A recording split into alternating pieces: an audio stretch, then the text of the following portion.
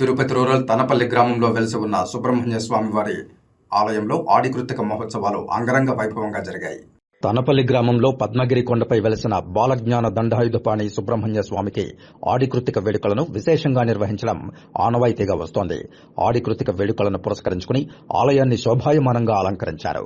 ఆడి కృత్తిక వేడుకల్లో భాగంగా శ్రీ సుబ్రహ్మణ్య స్వామి వారిని సుప్రభాత సేవతో మేల్కొల్పి వైదిక కార్యక్రమాలను నిర్వహించి వేకువజామున 2 గంటలకు శ్రీ సుబ్రహ్మణ్య స్వామి వారికి తొలి కావడిని సమర్పించారు. ఆ తర్వాత భక్తులందరికీ బాలజ్ఞాన దండాయుధపాణి సుబ్రహ్మణ్య స్వామి వారి దర్శన భాగ్యం కల్పించారు. భక్తులందరూ తమ కావడి మొక్కులను తీర్చుకుని భక్తి పారవస్యంలో ఓలలాడారు.